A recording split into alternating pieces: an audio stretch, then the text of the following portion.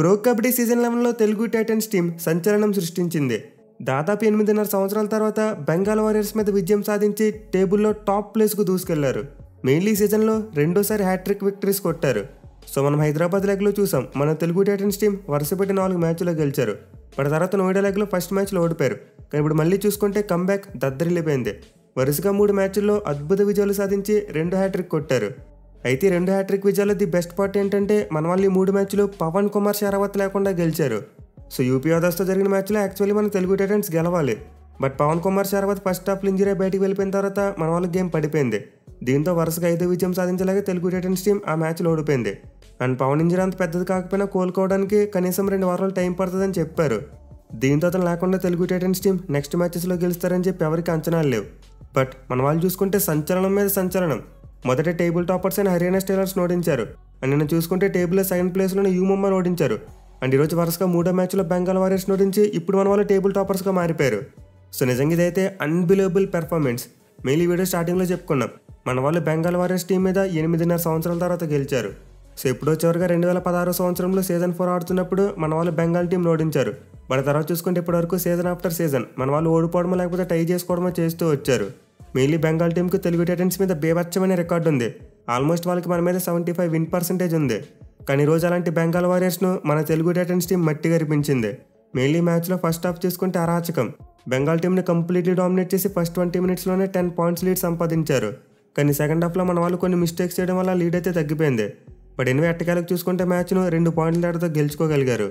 So ఈ మ్యాచ్లో అయితే మన తెలుగు టైటన్స్కి hero captain Vijay Malik mind blowing performance ఇచ్చాడు.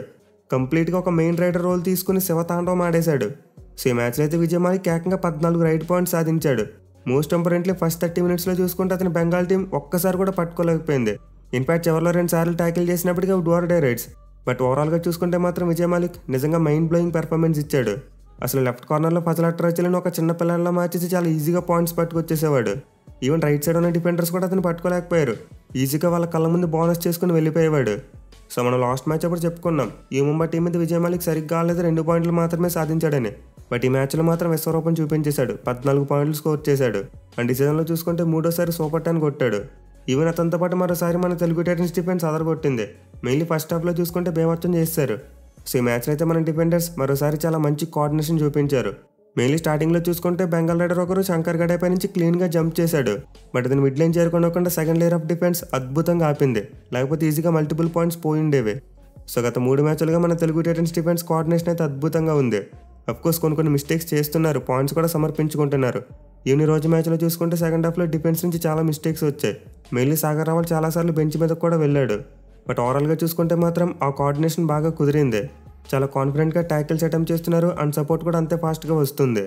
సో నిజంగా మన Telugu titans team unexpected performance ఇస్తుంది. ఇన్ఫాక్ట్ వీడియో స్టార్టింగ్లో చెప్పుకున్నట్టు మన వాళ్ళు ఈ మ్యాచ్ల విజయం ద్వారా పాయింట్స్ టేబుల్లో టాప్ ప్లేస్కి వెళ్ళిపోయారు. సో ప్రజెంట్ అయితే తెలుగు టైటన్స్ 12 మ్యాచ్లు ఆడితే 8 గెలిచి 42 పాయింట్లతో టాప్ ప్లేస్లో ఉన్నారు. అయితే స్కోర్ డిఫరెన్స్ చూసుకుంటే మాత్రం ఇంకా నెగిటివ్లో ఉంది. -14లో ఉంది.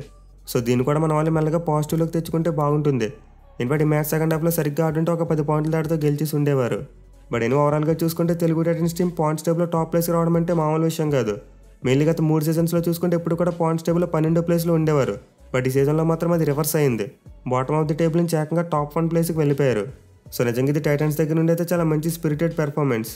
అండ్ మన తెలుగు టైటన్స్ టీం ప్లే ఆఫ్స్కి వెళ్ళాలంటే ఇంకా ఎన్ని మ్యాచ్లు గెలవాలో కూడా క్లియర్గా డిస్కస్ చేసుకుందాం. సో మీరైతే కబడ్డీ అప్డేట్స్ మిస్ కాకుండా ఉండాలనుకుంటే మన ఛానల్ వెంటనే సబ్స్క్రైబ్ చేసుకోండి. అలాగే మ్యాచ్ జరిగే టైంలో ఇంట్రెస్టింగ్ అప్డేట్స్ కావాలనుకుంటే మన ట్విట్టర్ పేజ్ని ఖచ్చితంగా ఫాలో చేయండి. లింక్ కింద డిస్క్రిప్షన్లో ఉంటుంది. సో చూడాలి మరి మన తెలుగు టైటన్స్ టీం ఇదే ఫామ్ను కొనసాగించి వరుసగా 4 మ్యాచ్లో గెలిచి పాయింట్స్ టేబుల్లో టాప్ ప్లేస్ను ఇంకా బదిలం చేసుకుంటారా అనేది.